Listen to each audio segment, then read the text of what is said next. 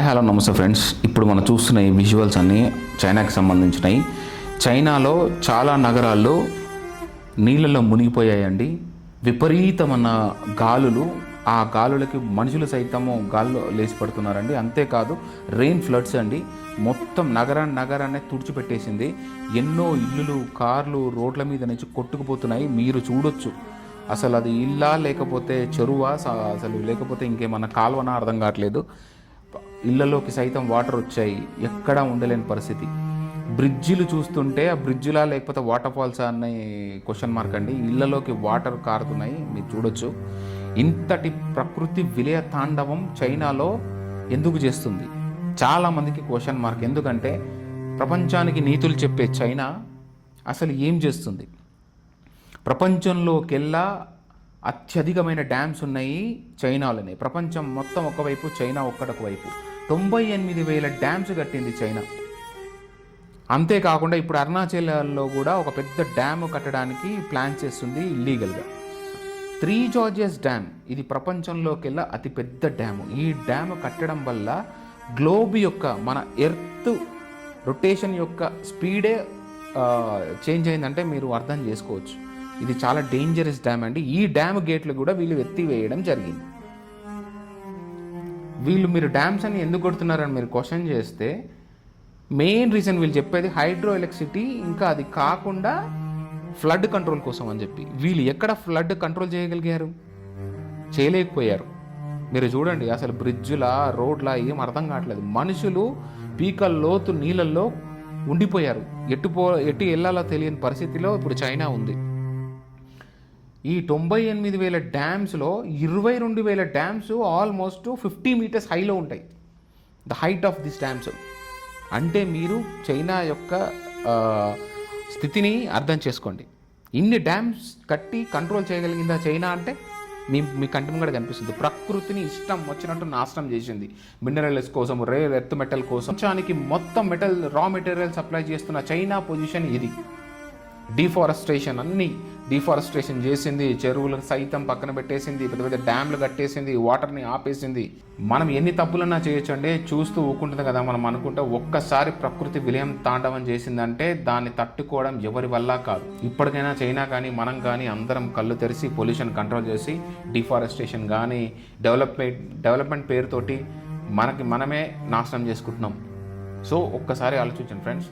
ఇది మాత్రమే కాదు, ఆస్ట్రేలియాలో కూడా సేమ్ పొజిషన్ అండి. ఆస్ట్రేలియాలో కూడా కొన్ని నగరాలే కొట్టుకుపోయాయి, మునిగిపోయాయి. అసలు రోడ్డు, ఇల్లులు కూడా కనపడకుండా మొత్తం వాటర్తో కవర్ అయిపోయింది. ఆస్ట్రేలియా వాళ్ళు చెప్పేది ఏంటంటే ఇంచుమించు 50,000 మంది నిరాశ్రులయ్యారు.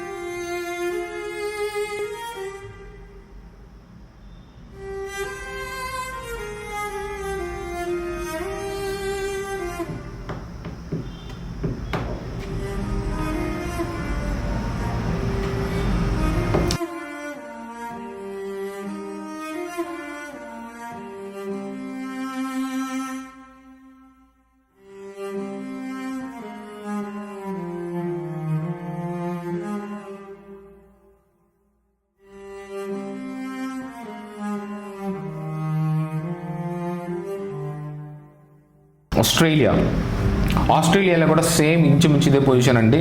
ఈ ప్రకృతి విలయ తాండవానికి చూస్తూ ఉండగానే కొన్ని గంటల వ్యవధిలోనే మొత్తం వాటర్.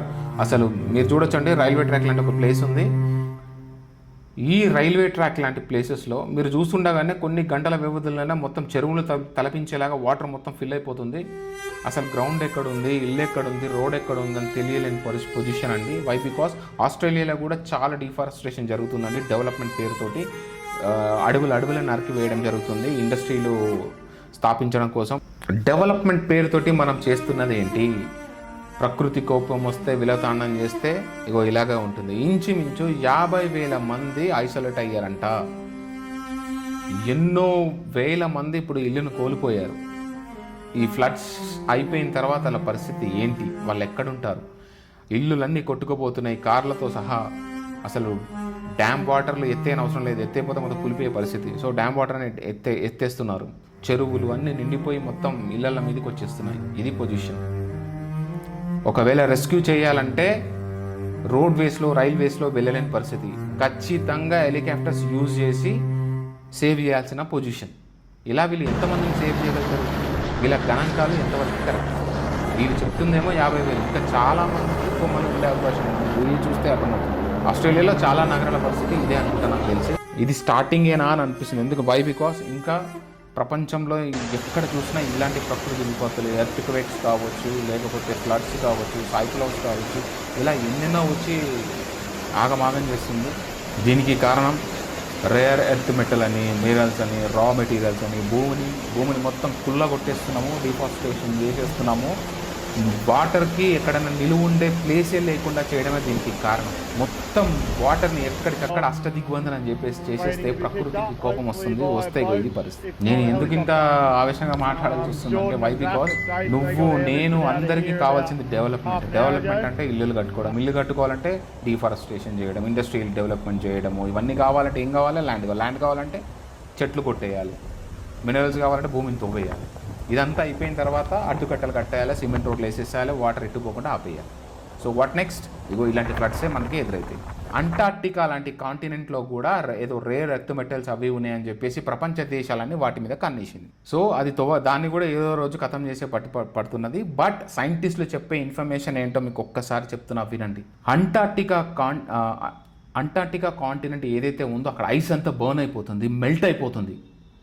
ఆ మెల్ట్ అయిపోయిన వాటర్ మొత్తం సముద్రంలోకి వచ్చి కొన్ని నేషన్స్నే ముంచేసే అవకాశం ఉంది.